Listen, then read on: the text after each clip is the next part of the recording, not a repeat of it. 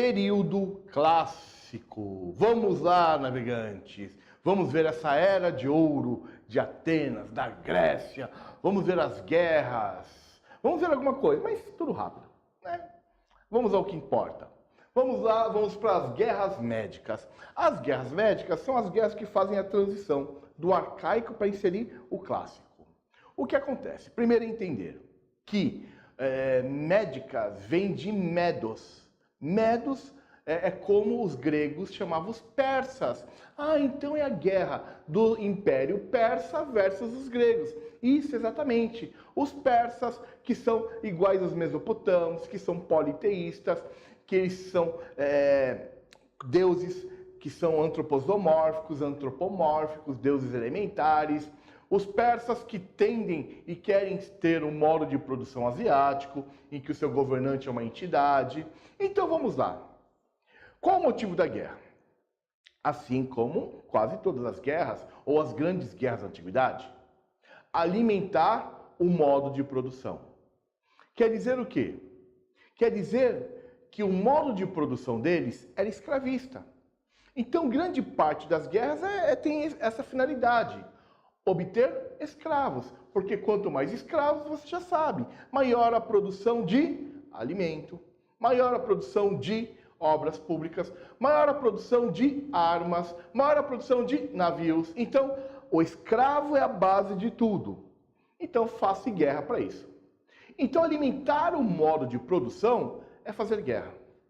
Alimentar o modo de produção é expandir o território, é dominar outros povos. E as guerras médicas aconteceu isso.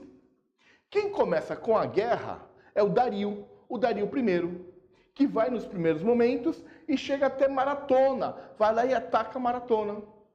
E ao atacar Maratona, lá no norte da Grécia, alguns maratonenses vão avisar os gregos, vão numa corrida. Vão lá, corre, avisa os atenienses, né? E aí vem uma prova, né, das Olimpíadas, uma prova de rua aí, em homenagem a isso. E ao avisar os atenienses e os outros gregos, estes gregos formaram uma aliança militar, foram até Dario, e aí começou várias guerras, e expulsaram Dario I, o rei Dario I. É claro, né, que isso demorou anos. Mas aí vem um segundo governante. O imperador, filho de Dario, filho do rei Dario, o imperador Rodrigo Santoro. É isso aí. Lembrou do filme? É legal, é mais ou menos aquele filme, mas é aquilo lá. Rodrigo Santoro não. O Xerxes, isso, imperador Xerxes, que vem com 90 mil soldados, que vem com toda a força, com todo o exército persa. Ele já sabe que o pai, né, rodou ali feio. Mas ele vem avassalador. Ele passa por onde hoje é Turquia, ele passa por onde é o extremo norte do Mar Egeu, ele passa pela Macedônia, ele entra em Atenas arrebentando. E a hora que ele chega em Atenas, ele sabe, né, que olha, já destruí quase tudo aqui em Atenas. Então ele acha o quê? Que vai ser fácil dominar os outros gregos. Então ele envia mensageiros para as outras cidades e estado, impondo um acordo de rendição.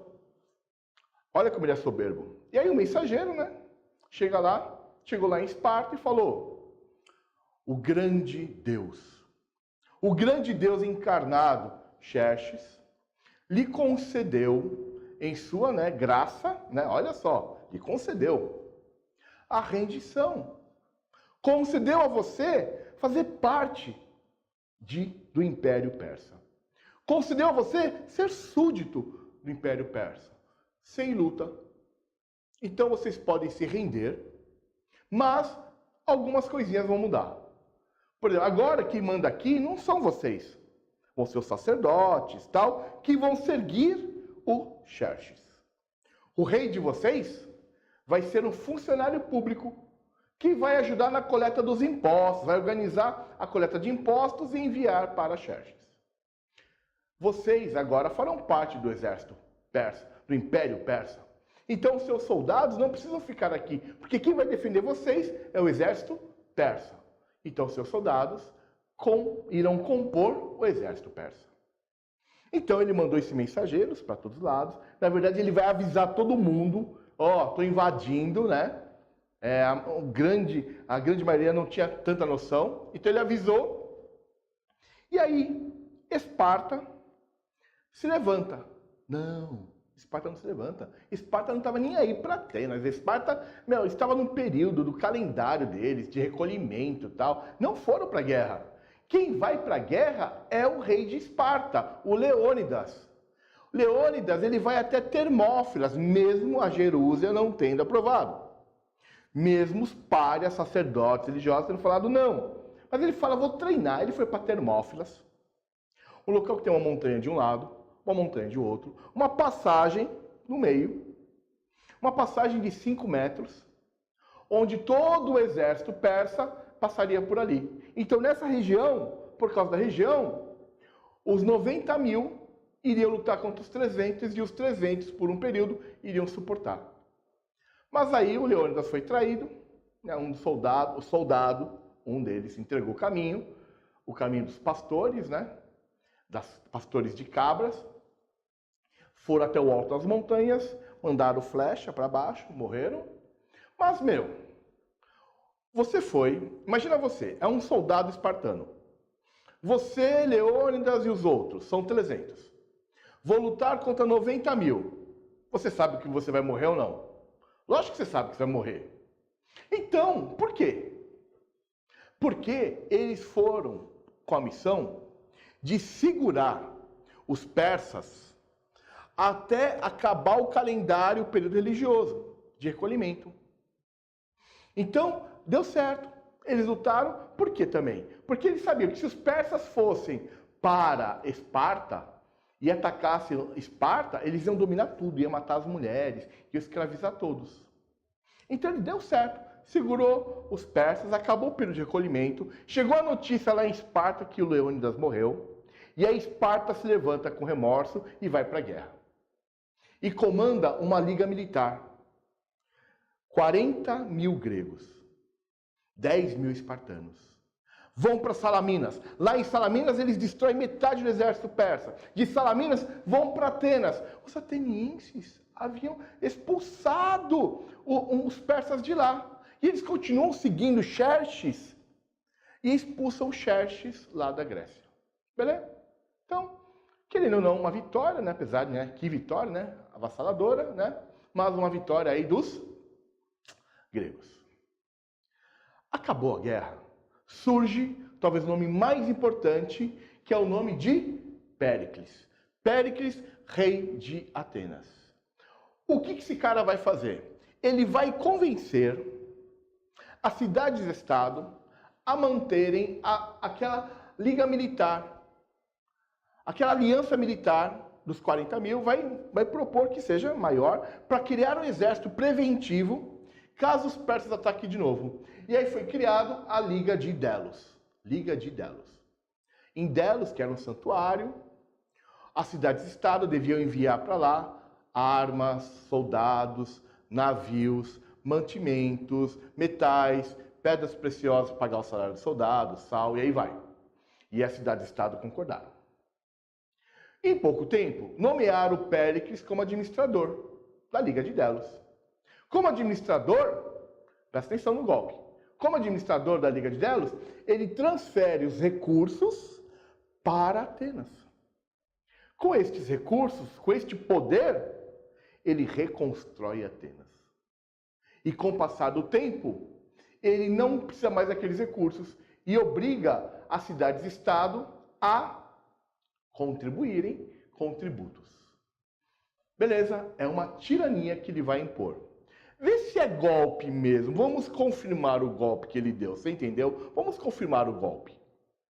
Ao mesmo tempo que ele convenceu todo mundo a manter um exército preventivo, a Liga de Delos, ele foi até o Xerxes. Estamos confirmando o golpe. O Péricles foi até o Xerxes. E aí ele assinou a paz de Sion, a paz de Simão com Xerxes. Um acordo juramentado perante os deuses, um acordo de não ataque. Quer dizer o quê? Que um vai atacar o outro? Não! Eles não são igual você não, navegante. Eles são pessoas de muita fé. Não é igual você de pouca fé ou nenhuma fé. Eles não vão descumprir. Então a pergunta é, se assinaram um acordo de paz, chamado Paz de Sion, havia necessidade de ter a Liga de Delos? Pois é, não havia. Então ele fez tudo de caso pensado, não. Claro, tudo de caso pensado. E aí, com tudo aquilo, ele passa a ter um exército muito poderoso, passa a impor o pagamento de tributos até Esparta. Com aquilo tudo, ele reconstrói Atenas e aí começa a Era de Ouro. Com todo esse patrimônio, ele vai construir a Acrópole, cidade alta. Ele vai construir o Paternon, uma estátua de Atenas de mármore gigantesca. Ele vai construir a haste, toda de pedra, a praça pública. Ele vai construir o teatro, vai investir em teatro, vai investir em artes plásticas. Ele vai investir na escola de Atenas. O Platão era contemporâneo a ele. Então ele desenvolve Atenas, como nunca, extremamente cosmopolitana. Quanto dura isso? O tempo para Esparta se organizar e criar a Liga do Peloponeso. Claro. Então Péricles mantém a tirania, né? Enquanto o tempo suficiente para Esparta criar uma liga, uma aliança militar entre algumas cidades e Estado para derrubar a Liga de Delos, a Liga de Atenas. E aí começa a Guerra do Peloponeso, a Guerra Civil. Tem uma questão de segunda fase que falou o seguinte, para você descrever o suicídio da Grécia. Isso aqui, Guerra do Peloponeso, a guerra interna, a Guerra Civil. Então, no primeiro momento, as duas ligas, Esparta comandando a Liga do Peloponeso, Atenas comandando a Liga de Delos.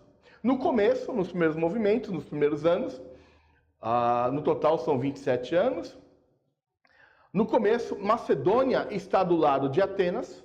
Se você olhar no mapa, Macedônia está ao norte de Atenas e Esparta está ao sul de Atenas. Ou seja, no começo, Atenas travava batalhas apenas no seu sul. Mas a Macedônia muda de lado. E agora Atenas sofre ataques pelo norte da Macedônia e sul de Esparta. Não resistiu. Vencedor, Esparta. Esparta vence. E ao vencer, gostou do modelo de Atenas. E impõe a tirania espartana. Imagina você. É de uma cidade-estado. Se aliou a Esparta para derrubar Atenas. Esparta faz a mesma coisa, implanta a tirania. Pois é. Quanto tempo Esparta ficou mandando em todos? O tempo para Tebas, que é uma cidade-estado, se organizar, declarou guerra a Esparta e derrubou Esparta, que gostou do modelo de Esparta e de Atenas e implantou a tirania de Tebas. Quanto tempo ficou lá Tebas? Tempo suficiente para Esparta e Atenas se unirem e lutarem contra Tebas. Que coisa, né? Pois é. E aí derrotam Tebas. São muitas guerras civis, são muitos anos de guerra. E a Grécia fica destruída. Não tem mais navio. Os soldados todos arrebentados. E aí ficou fácil, não esqueça, para o Filipe II, rei da Macedônia, invadir e dominar toda a Grécia. Tudo bem? Bom, agora é só. Vamos para o próximo vídeo, é o último vídeo sobre a Grécia, que é do filho de Filipe II, é o meu xará. Quem que é o cara que é meu xará? Pois é, não tem tacata não, na história. Já vamos ver.